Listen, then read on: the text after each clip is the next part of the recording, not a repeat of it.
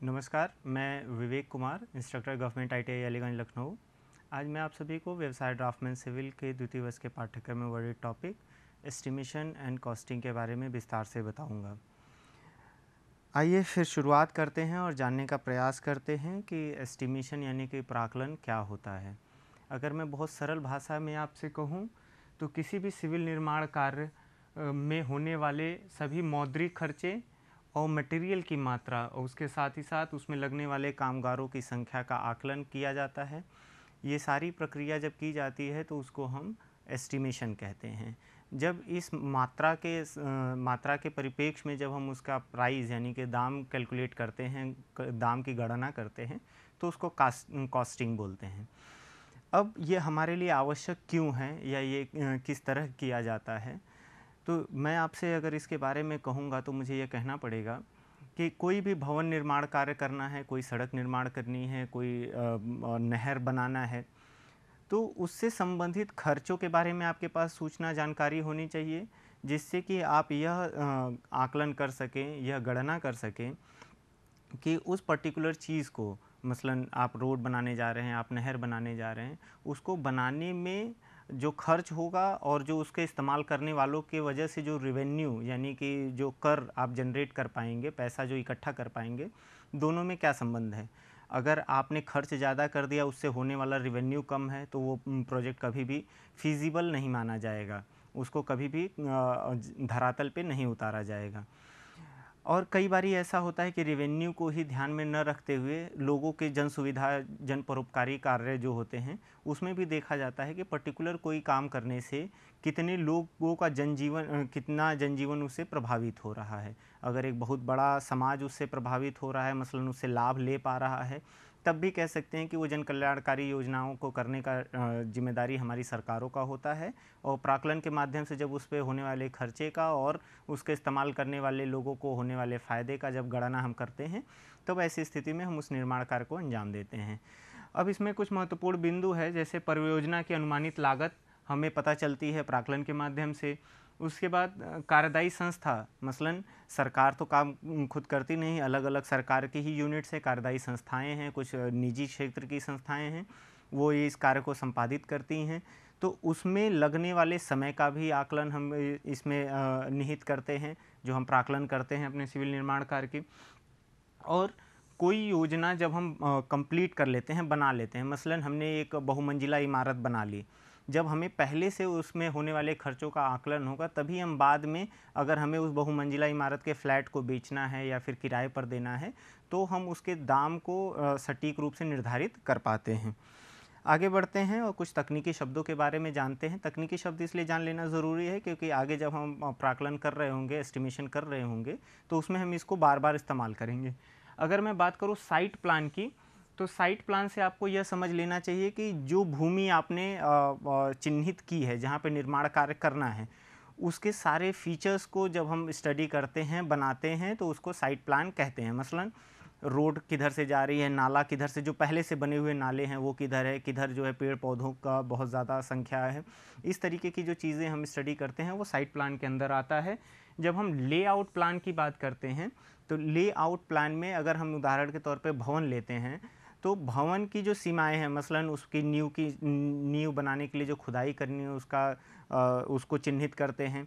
और उसमें अलग अलग जो फीचर्स होते हैं, मसलन कमरे का साइज़ क्या होगा, टॉयलेट का साइज़ क्या होगा, वरामदा कहाँ होगा, तो ये सारी जब डिटेल्स शो की जाती हैं तो उसको हम लेआउट प्लान की श्रेणी में रखते हैं।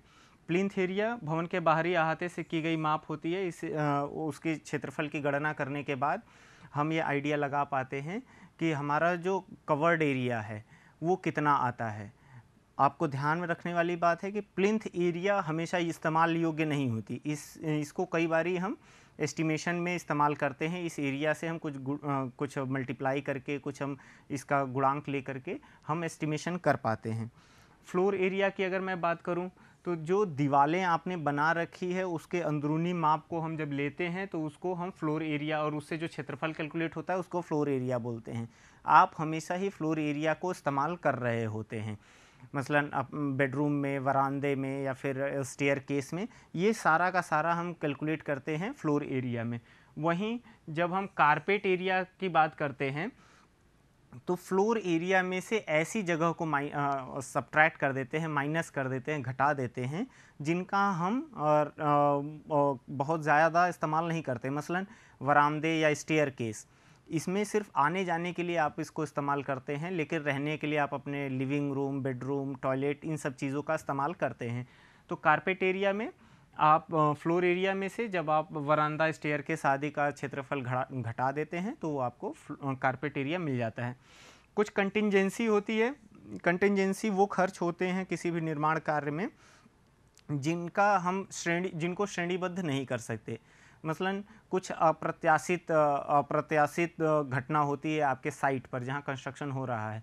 जैसे इस समय जब हम ये वीडियो रिकॉर्ड कर रहे हैं तो ये वर्षा ऋतु है, आपने नींव की खुदाई करी है नींव बनाने के लिए, लेकिन बारिश हो गई, पानी भर गया, तो आपको पंप लगा करके उस पानी को बाहर निकालना होगा। वो जो खर्च होगा वो प्रत्याशित है और उसको हम कंटिंजेंसीज में रखते हैं। इसको अमूमन 3% से 5% तक हम कैलकुलेट करते हैं, गणना में इसको शामिल करते हैं। वर्क चार्ज इस्टेब्लिशमेंट्स में की अगर मैं बात करूं तो आपके साइट का रखवाली करने के लिए आपको चौकीदार रखना पड़ेगा, कुछ सुपरवाइजर्स की नियुक्ति करनी पड़ेगी जिनको आप सीधे वेतन के रूप में पैसा दे रहे होते हैं।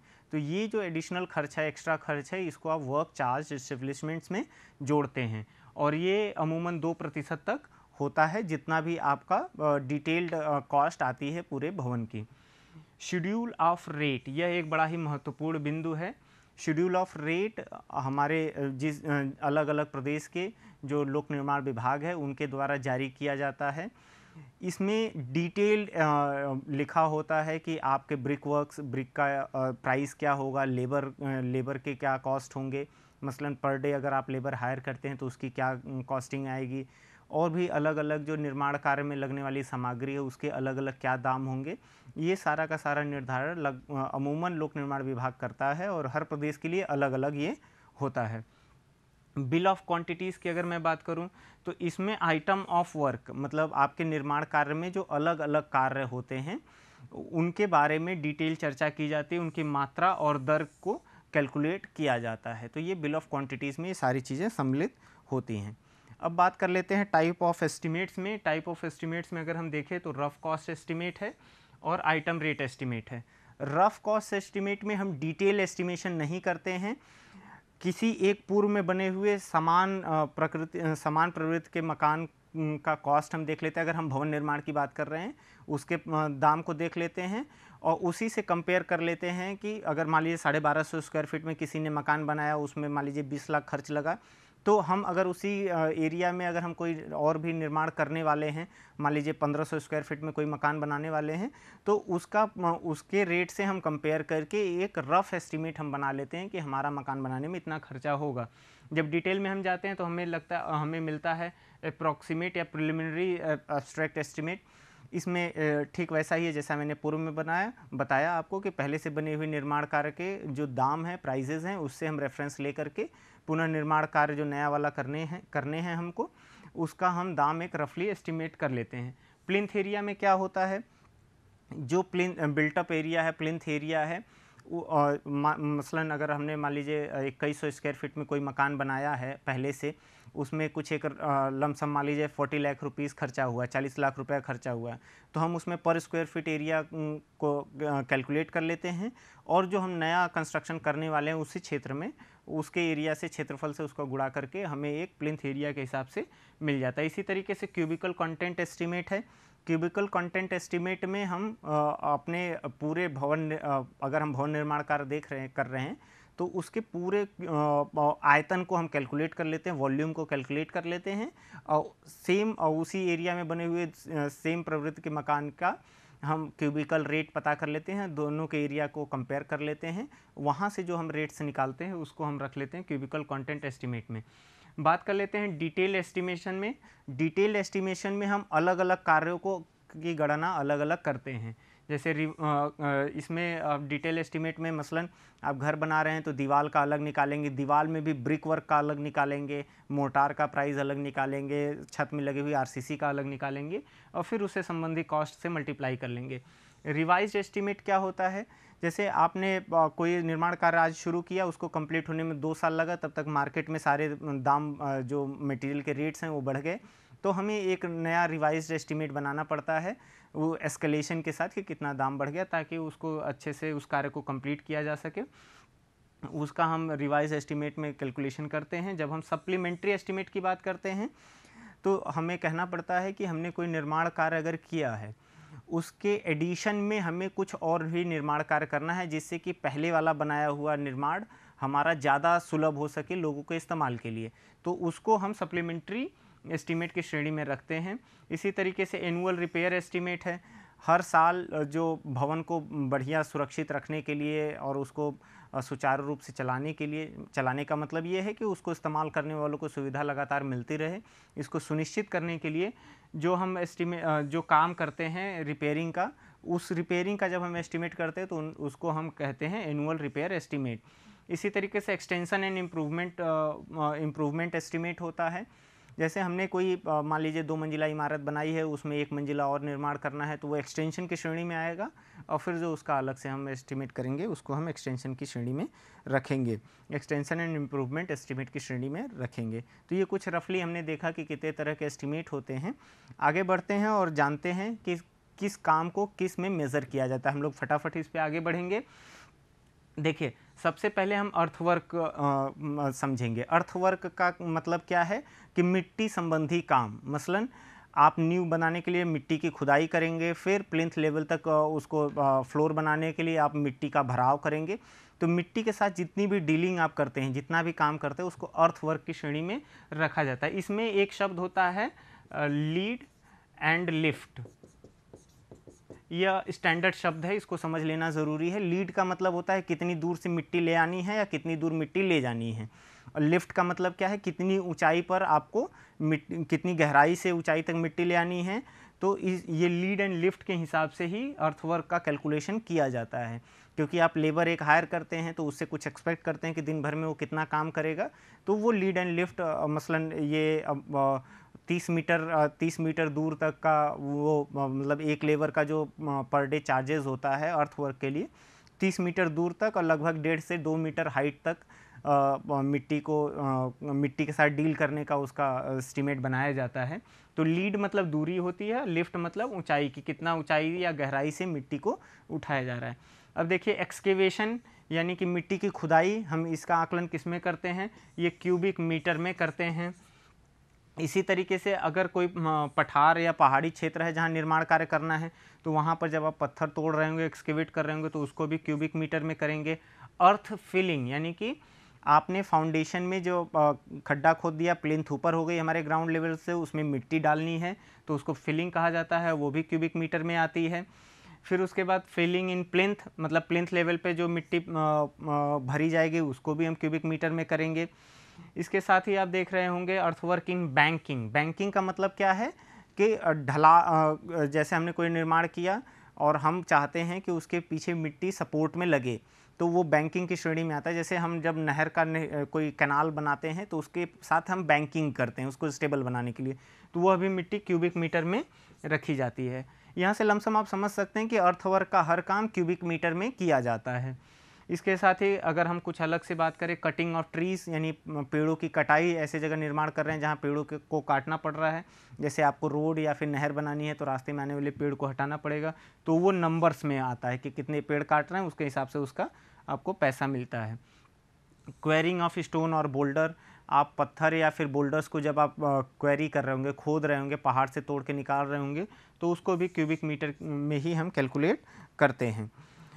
अब जो जैसा मैं बता रहा था, नॉर्मल लीड और लिफ्ट के लिए 30 मीटर और 1.5 मीटर, लीड 30 मीटर की होती है, लिफ्ट 1.5 मीटर का होता है। तो लाइम कंक्रीट की अगर हम बात करें इन फाउंडेशन, तो ये भी क्यूबिक मीटर में आता है। इसी तरीके से सीमेंट कंक्रीट का मतलब है कि जब आप कंक्रीट बना रहे होंगे तो उसमें सीमेंट का इस्तेमाल किया जाएगा। कंक्रीट में हमने पिछले लेक्चर्स में आपको बता रखा है कंक्रीट में क्या क्या होता है। सीमेंट होता है, गिट्टी, लाल बालू जिसे जनरली लोग मोरम कहते हैं, पानी होता है। तो अगर हम cement as a binding material इस्तेमाल कर रहे हैं तो वो सीमेंट कंक्रीट कहलाएगा। अगर बाइंडिंग मटेरियल हम लाइम या चूना इस्तेमाल कर रहे हैं तो वो लाइम कंक्रीट कहलाएगा। और दोनों का ही कैलकुलेशन हम क्यूबिक मीटर में करते हैं। प्री कास्ट सीमेंट कंक्रीट या reinforced cement concrete. Pre cast का मतलब है कि पहले से उसकी कास्टिंग कर दी गई हो, साइट पे बस उसको ले जा करके लगा देना हो। तो उसका भी हम जो एस्टिमेशन प्राकलन करते हैं वो क्यूबिक मीटर में ही करते हैं। सीमेंट कंक्रीट बेड, ये भी क्यूबिक मीटर में ही आता है। डीपीसी यानी डैम प्रूफ कोर्स, सील रोक रद्दा, इसका काम क्या होता है कि फाउंडेशन से जो सीलन हो वो आपकी दीवारों में न चढ़े, ताकि आपने जो महंगा पेंट या प्लास्टर लगाया है वो भद्दा सा न दिखे, ख़राब ना हो, इसलिए हम डैम प्रूफिंग करते हैं। तो डैम प्रूफिंग स्क्वायर मीटर में की जाती है। स्क्वायर मीटर में इसलिए की जाती है क्योंकि उसका जो डैम प्रूफ कोर्स का थिकनेस है वो पहले से स्पेसिफाइड है, पहले से ही वो आपको बता दिया गया है, इसलिए हम सिर्फ स्क्वायर मीटर एरिया कैलकुलेट कर लेते हैं कि कितने दूर में हमें डैम प्रूफिंग करने की आवश्यकता है।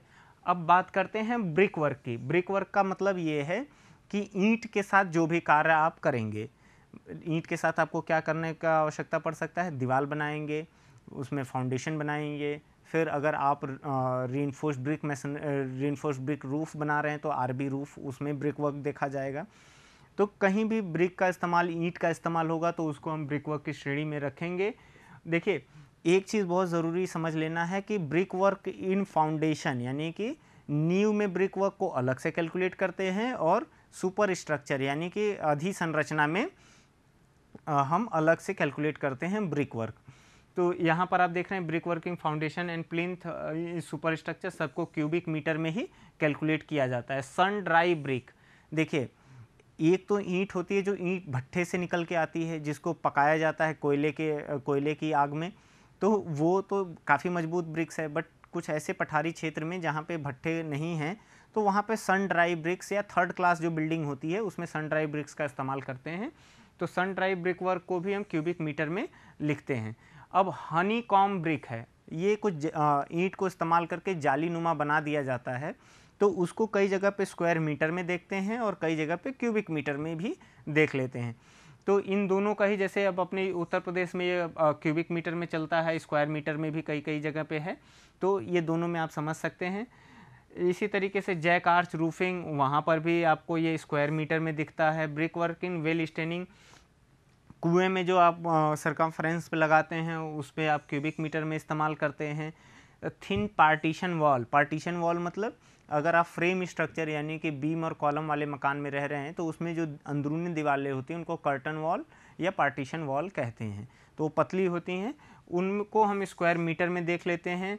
Reinforced brick work, reinforced brick work क्या है, ईंट के साथ आप सरिया या कोई भी रीइंफोर्समेंट इस्तेमाल करते हैं जो तनन बल को झेल सके, तो वो रीइंफोर्स की श्रेणी में आता है, रीइंफोर्स्ड ब्रिक वर्क की श्रेणी में आता है। इसका जब आप आकलन करते हैं तो क्यूबिक मीटर्स में करते हैं। इसी तरीके से जब आप देखेंगे फायर प्लेस या चूल्हा या चिमनी में जब हम ईंट का इस्तेमाल करते हैं क्यूबिक मीटर में देखते हैं। तो ये सारे जब ब्रिक वर्क्स को हम पढ़ते हैं तो अमूमन क्यूबिक मीटर या स्क्वायर मीटर में इसको हम कैलकुलेट करते हैं। ठीक उसी तरीके से स्टोन वर्क है, कुछ ऐसे पहाड़ी क्षेत्र में जहाँ पे पत्थर इजीली अवेलेबल हैं, हमारे पास उपलब्ध हैं, तो वहाँ पे हम ईंट की जगह पे पत्थर को इस्तेमाल करते हैं। तो स्टोन मेसनरी, जितने रैंडम रूबल मेसनरी कुछ भी होता है तो उसको हम क्यूबिक मीटर में देखते हैं। इसी तरीके से स्टोन स्लैब, अगर सेल्फ स्लैब हम देखते हैं तो वो स्क्वायर मीटर में हम कैलकुलेट करते हैं उसके क्वांटिटी को। Stone work in wall facing या लाइनिंग, दीवार में अगर कुछ फेसिंग के लिए हम इस्तेमाल कर रहे हैं स्टोन को तो वो भी स्क्वायर मीटर में किया जाता है। अब वुडवर्क की बात आती है। वुडवर्क का मतलब ये है कि लकड़ी का काम जो भी हमारे भवन में होता है, मसलन आप फर्नीचर्स बनाने के लिए, दरवाजे खिड़की बनाने के लिए, उनके फ्रेम बनाने के लिए जो लकड़ी का इस्तेमाल करते हो उसका कैलकुलेशन कैसे किया जाता है, तो मैं कहूँ अगर कि वुडवर्क डोर विंडो फ्रेम में, चौखट में, राफ्टर बीम्स सब में जो वुडवर्क लकड़ी इस्तेमाल होती है उसको क्यूबिक मीटर में कैलकुलेट किया जाता है। समझने की बात यह है कि अगर आप क्यूबिक मीटर में लकड़ी खरीद रहे हैं तो उस पर सॉइंग यानी कि उसके चिराई का खर्चा आपको अलग से बेयर करना पड़ता है। इसी तरीके से अगर डोर विंडो शटर ले रहे हैं आप तो वो स्क्वायर मीटर में आता है, मतलब पहले से दरवाजे बने बनाए आप ख़रीद रहे हैं मार्केट से, शटर्स मतलब उसके पल्ले, तो वो स्क्वायर मीटर में आ जाएगा। इसी तरीके से जो डोर विंडो के फिटिंग्स हैं वो नंबर्स में आते हैं कि कितने लैचेस लग रहे हैं, कितने हिंजेस लग रहे हैं, वो नंबर्स में आ जाएंगे। इसी तरीके से सॉइंग ऑफ टिम्बर यानी कि लकड़ी जो आपने क्यूबिक मीटर में खरीद ली उसकी चिराई कराएंगे, वो भी स्क्वायर मीटर में आएगा। और बल्ली किस काम में आता है, स्टेजिंग स्कैफोल्डिंग के लिए इस्तेमाल किया जाता है। जो मंच हम बनाते हैं जिस पे चढ़ करके मेसन काम करता है, या कुछ टेम्प्रेरी सपोर्ट के लिए, मसलन आप आरसीसी रूफ स्लैब को कास्ट कर रहे हैं तो उसके नीचे जो शटरिंग के नीचे सपोर्ट लगाएंगे तो बल्ली लगानी पड़ती है। तो उसका डायमीटर यानी कि व्यास आपका क्या है, स्पेसिफाइड है, तो वो मीटर्स में आ जाएगा कि कितनी मीटर आपको बल्ली की आवश्यकता पड़ेगी। स्टील वर्क की अगर मैं बात करूं तो जो हमारे पास स्टील यानी कि इस्पात की वस्तुएं इस्तेमाल होती हैं भवन निर्माण में, उसको हम स्टील वर्क की श्रेणी में रखते हैं। इनका स्टील वर्क अधिकतर हम क्विंटल या कह लीजिए वजन में हम उसको कैलकुलेट करते हैं। देखते हैं जैसे rolled steel, joist, channel, angle, T, flats, square, कुछ भी जो पहले से इंडियन स्टैंडर्ड सेक्शंस हैं वो सारे के सारे आपको क्विंटल्स में मिलते हैं। स्टील रीइंफोर्समेंट यानी सरिया जितनी भी है अलग अलग डायमीटर्स की जो आपके आरसीसी या आरबी वर्क में इस्तेमाल होती है वो भी क्विंटल में आती है, वजन के हिसाब से आती है। Fabrication and hosting of steel work, fabrication का मतलब क्या है, स्टील के साथ आप कुछ बना रहे हैं या उसको एक जगह से दूसरी जगह तक लिफ्ट या ट्रांसपोर्ट कर रहे हैं, तो जो उसका खर्चा आता है वो भी पर क्विंटल के हिसाब से ही देखते हैं हम। आयरन वर्क इन स्ट्रट्स, जो भी हम कोई स्ट्रस बनाते हैं उसके अंदर जो भी हम इस्तेमाल करते हैं आयरन, उसका कैलकुलेशन हम क्विंटल में ही करते हैं। गसेट प्लेट ये होती है अलग अलग मेंबर्स को जोड़ने के लिए एक प्लेट इस्तेमाल की जाती है स्टील की, यह अमूमन फ्लैट सेक्शन होता है, उसको भी आप क्विंटल में ही देखते हैं। कटिंग ऑफ आयरन जॉइस्ट, कोई भी सेक्शन है उसके कटिंग का कॉस्ट वो सेंटीमीटर में लेते हैं हम। थ्रेडिंग को भी हम सेंटीमीटर में ही कैलकुलेट करते हैं। वेल्डिंग, शोल्डरिंग, शीट, मतलब कि आयरन की जो मेंबर्स हैं, इस्पात के जो अलग अलग मेंबर्स हैं उनको जब जोड़ने की प्रक्रिया हम अपनाते हैं तो उसको भी सेंटीमीटर में ही लेते हैं। कास्ट आयरन या सीआई पाइप्स जितने भी होते हैं उनको मीटर्स में लेते हैं क्योंकि इनका डायमीटर स्पेसिफाइड होता है, तो उनका अलग अलग रेट्स होता है। अब रिविट, बोल्ट, नट, एंकर बोल्ट, ये सारे के सारे जो फास्टनर्स हैं वो सब के सब क्विंटल्स में यानी कि वजन के हिसाब से आते हैं।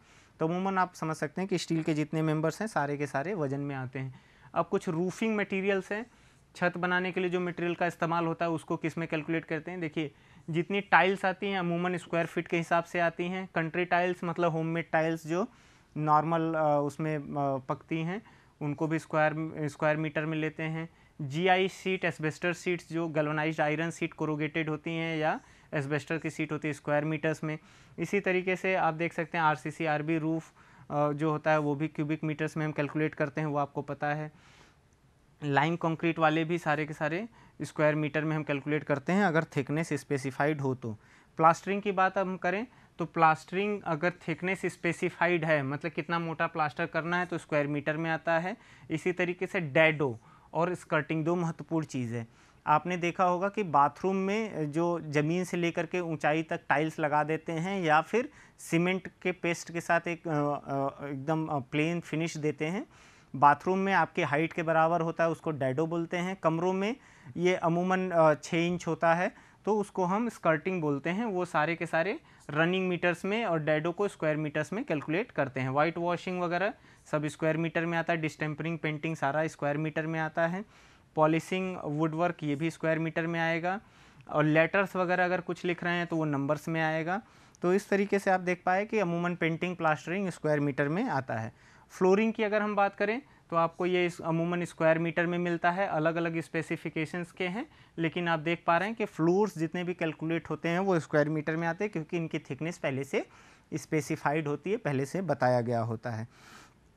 कुछ इसमें और भी मिसलेनियस है, मसलन कुछ ऑर्नामेंटल वर्क अगर आपको करना है तो वो मीटर्स में आता है। रेलिंग वगैरह अगर लगानी है तो मीटर्स में आपके पास आएगा। सरफेस ड्रेन यानी कि कुछ नाली वगैरह बनाना है तो वो भी क्यूबिक मीटर्स में। इस तरीके से सारे जैसे जंगल क्लियरेंस है वो आपको हेक्टेयर में आएगा कि कितना हेक्टेयर आपको जंगल क्लियर करना है। आगे बढ़ते हैं, सप्लाई ऑफ मटेरियल देख लेते हैं कि मटेरियल हमारे पास किस रूप में सप्लाई होता है। जैसे ब्रिक हमें नंबर्स में मिलता है, सैंड, सुर्खी ये क्यूबिक मीटर में, सीमेंट हमें 50 किलो के बैग में अमूमन मिलती है नॉर्मली, स्लैग्ड लाइम ये हमें क्विंटल में मिलता है। और इस तरीके से आप देखेंगे ब्रिक, बैलास्ट मतलब होता है ईंट को तोड़ करके बनाई हुई गिट्टी, ये भी क्यूबिक मीटर में मिलती है। टिम्बर यानी कि लकड़ी हमें क्यूबिक मीटर में मिलती है। स्टील क्विंटल में मिलता है। बिटुमिन टन में मिलता है, मतलब वजन के हिसाब से। बिटुमिन, कोल ये सब वजन के हिसाब से मिलता है। इस तरीके से अगर आप देखेंगे जीआई शीट जो आपको मिल रही है वो भी क्विंटल के हिसाब से आएगी। और इलेक्ट्रिकल फिटिंग, स्विचेस, सीलिंग, ये सब नंबर्स में आते हैं। आगे बढ़ते हैं, कुछ वायर्स हैं, इलेक्ट्रिकल वायर, ये भी आपको क्विंटल्स में मिलेंगे। आप वाटर क्लोजेट, जितने भी आपके सैनिटरी फिटिंग्स है वो सब के सब आपको नंबर्स में मिलेंगे। बेसिन वगैरह आप देख पा रहे हैं, जितने भी सैनिटरी फिटिंग्स है सब के सब नंबर्स में आपको मिलते हैं। पाइप्स वगैरह जो होती हैं वो मीटर्स में आपको सप्लाई होती हैं। इस तरीके से स्पन यान, कुछ अगर आपको धागे खरीदने हैं तो वो आपको केजी में मिलेगा। पेंट वार्निशेस जितने भी होंगे वो सब के सब लीटर में आपको मिलते हैं। कुछ तोड़ना है तो एक्सप्लोसिव का इस्तेमाल करना होता है, मसलन अगर पत्थर तोड़ना है तो वो एक्सप्लोसिव्स केजीज में, केजी यानी कि वजन के हिसाब से मिलते हैं। अब आपको लेबर कॉस्ट किस में देनी होती है वो देख लेते हैं। जैसे आप सीमेंट कंक्रीट के लिए अगर कोई लेबर हायर कर रहे हैं तो उसका जो स्टैंडर्ड रेट है 175 क्यूबिक फीट पर मेसन करेगा एक दिन में काम, इससे ज़्यादा आप उससे काम नहीं ले सकते। इसी तरीके से प्लास्टरिंग अगर सीमेंट लाइम के साथ है तो 80 स्क्वायर फीट वो काम करेगा। ये स्टैंडर्ड तरीके हैं कि कैसे आप लेबर को कैलकुलेट कर रहे हैं। अगर मैं आखिरी में बताऊं आपको कि हमने आज के प्रशिक्षण में क्या क्या देखा, तो मैं आपसे कह पाऊंगा कि हमने परिचय किया एस्टिमेशन कॉस्टिंग से कि एस्टिमेशन क्यों हमारे लिए ज़रूरी है। उसके बाद हमने यह देखा कि अलग अलग एस्टिमेशन के तरीके क्या क्या हैं। फिर हमने देखा कि टेक्निकल टर्म्स हम कौन से इस्तेमाल करते हैं। और आखिरी में हमने अलग अलग item of work, supply of material और लेबर या आर्टिजियन के कैसे पेमेंट्स होते हैं उसके बारे में चर्चा किया। मैं समझता हूं कि आज का यह पार्ट आप सभी के लिए लाभप्रद साबित होगा। धन्यवाद।